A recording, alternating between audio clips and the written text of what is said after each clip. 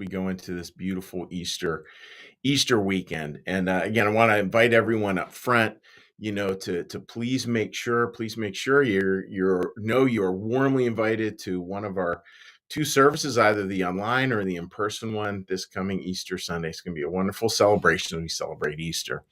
And moving into that today, thinking about the impact of Good Friday and what all this means, and it's interesting, right? Because even the phrase Good Friday appears to be kind of a paradox, right? It's the day we celebrate in the Christian tradition of Jesus being killed, and at the same time we call it Good Friday because there was something about that. And what was that something? What was that thing that made the day that was horrible, beyond all imagination horrible, but added this element of goodness to it as well?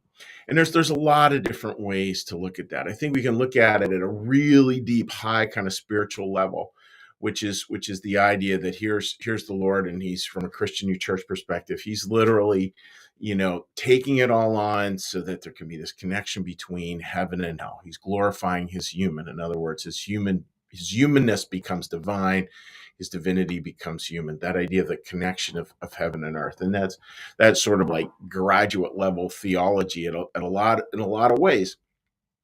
And so we need to boil that down a little bit and think about, okay, so what does that look like with the divinity and the humanity being brought together? And in a couple of ways, I would just choose to say it. And then this isn't looking impact on the spiritual world. This is looking impact in our lives, more in the here and now. And there's a couple, I think, of really significant lessons here. One of the first ones to take a look at is the idea that through all of this, what Jesus was doing was saying, pain and vengeance stops here. It stops here. That's what his line, which I'm going to be preaching on Sunday, his line, Lord, forgive them, they don't know what they're doing, from the cross, is so significant, because here are these dominoes, and the dominoes always fall towards vengeance, always fall towards revenge. It's just the natural human bit. And here's the Lord going like, no, that will stop. That will absolutely emphatically stop. It is not, there's no call to vengeance. There's no call to revenge. There's no call to get even. There's no call even for justice in our worldly sense, which is fascinating, right? It's just a very different perspective. And again, we can see people like Martin Luther King, Mahatma Gandhi. We see people like that who take on some of the kernels of that message and move it forward to be great agents of change in the world. It's pretty fascinating stuff in many ways. And the other part, like here's Jesus saying, yep, this is the stop point. This is the stop point. This is the stop point. And it wasn't just that he was battling, and this is the second point. It wasn't just he was battling and saying no to revenge and vengeance and all those things. What he was saying no to as well, and this is a fascinating one. I remember hearing this sermon years ago as a much younger man. And it was mind-blowing to me. And this was a Christian New Church pastor, and they held, and I think it's a beautiful perspective, that the last temptation of Christ, which you will hear about on occasion in Christian circles, what would that be in New Church circles? The last temptation of Christ. And the last temptation of Christ was hopelessness. Isn't that interesting, right? Hopelessness. That makes a lot of sense to me. So how did that hopelessness work? Well, from a Christian New Church perspective, we believe angels were around the Lord, just like angels are around all of us. And the last temptation was hearing angelic voices going, this is hopeless. There is no hope here. Nothing good can come of this. Humanity is so depraved. There's no possible salvation for humanity. And you think about what the sight was, here's Jesus, nailed to a cross. His disciples have fled. There's a handful of people who are just hanging on a little bit at the very end. But, it's his mom and a handful of other people, not that many. Of course it looked hopeless. And yet, what if this, friends? What if hopelessness was the last temptation? What if hopelessness was the last temptation? And what does that mean for us? Well, that means that we have to add our voice. Your voice needs to be added as the voice of hope in the world. And that's not easy to do. But when we look at the Easter story, I think that's what the clear call is from God to remember. Hopelessness is a temptation in and of itself.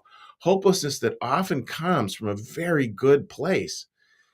But we're all asked to maintain hope. And that doesn't, of course, mean, folks, I'm playing through scenarios in my head. And that doesn't mean, of course, that there aren't scenarios where you have to separate from someone for there to be health because it's just too toxic or there's an addiction and they're stealing from you or whatever. It could be any number of things. But that doesn't mean that you need to give into hopelessness. You do need to give into prudence and accountability and logic, but you don't need to give into hopelessness. And that's the battle. That might be the last temptation. And maybe there's a way in which we can see there's a goodness in Good Friday in that regard. A goodness in saying, yeah, we're going to say no to this. I'm going to say no today to any thoughts I have of vengeance or revenge or getting back at someone. I'm going to say no to that. That's a big sacred no. And we're also going to offer a sacred no to this. And this one that's I think this is universally important. And you may not be wrestling with vengeance right now, but I would imagine probably most of us have at least an inkling of this one, which is saying no to hopelessness as well. Can we say no to hopelessness? Because sometimes it feels so incredibly hopeless. Sometimes life just, there's cards out there, and boy, it is hard to maintain a sense of hope. But I think that's what we're supposed to do. And again, as is often quoted here at New Church Live, we go by the definition of hope from Miroslav Volf, that hope is love stretching into the future. When we place ourselves in hope versus hopelessness, what we're doing is we're placing ourselves in a belief in a stream that goes like, yep, and this love will indeed stretch into the future. So that's kind of an interesting one for us to consider and think about and hold, and just wonder about in many ways. So that's the thought for today, folks, as we go into Easter weekend. It's Good Friday. It's a day we celebrate as a really challenging day, and can we find the little pinpricks of light in that, and again, see the pinpricks as this saying no to vengeance and revenge, as well as saying no to hopelessness. And the beautiful part that we'll discover is that out of that, something will get resurrected from God in our hearts. So that's the thought for today, friends. I hope that makes sense on your Good Friday. I hope you have a wonderful weekend ahead, and I hope you join us to celebrate Easter. Again, one of two places, either in person at New Church Live or online at New Church Live, as we celebrate the resurrection of the Lord on Sunday. So with that, dear friends, let's take a little break here and take a little break in terms of our 10 minutes of morning calm. Take a break from thoughts and just take a moment to just relax and meditate for a minute here. So what I'm going to do is I'm going to start us by just ask us all to take a little breath.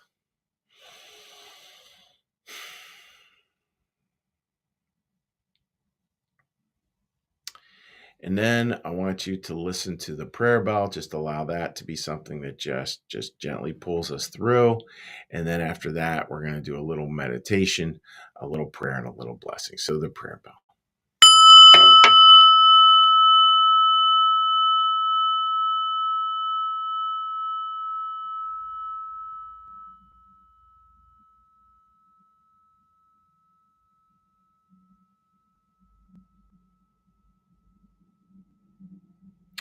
Be still and know that I am God.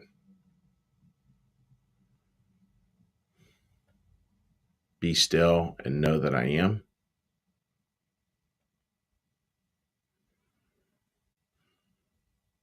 Be still and know that I.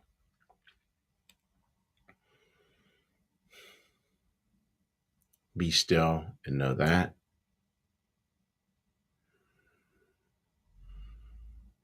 Be still and know.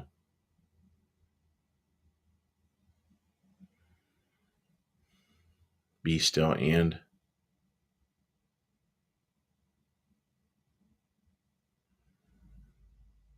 Be still.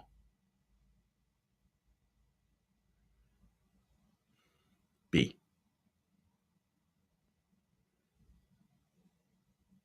Our Father, who art in the heavens, hallowed be thy name. Thy kingdom come, thy will be done, as in heaven, so upon the earth. Give us this day our daily bread, and forgive us our debts, as we also forgive our debtors. And lead us not into temptation, but deliver us from evil. For thine is the kingdom, and the power, and the glory forever. Amen. May the Lord bless you and keep you. May the Lord make his face to shine upon you and be gracious unto you. May the Lord lift up his countenance upon you, bring you peace, and bring you home. Amen. All right, dear friends, let's give a little cheery hello to folks out here. Say hi to everyone who is joining us this morning. All righty. Getting this down here. All right. Marcus, good morning to you, brother. I hope you're doing well. Sherry writes, wishing you the joy of Easter. And I'm thinking a lot about that joy of Easter, Sherry, as we move into it, because it definitely has some joy to the time. Yeah, Linda said, good morning. I don't know why it's called Good Friday. It's always strange. It is kind of an interesting one, right? And a lot of churches really, with Lent and Good Friday, they really do sort of hold it as a descent. And we want to get right on to Easter. And it's interesting to allow ourselves just a little bit of that descent, a little bit of that going down into the harder parts of the holiday season, I think, is important. All right, friends, and let's see any comments over here. No comments over there. All right, so friends, just wishing you all the best on this Good Friday. Again, take care of not being hopeless, finding a little hope and joy as we move into Easter weekend. So take care, my friends. Bye bye. Have a great weekend.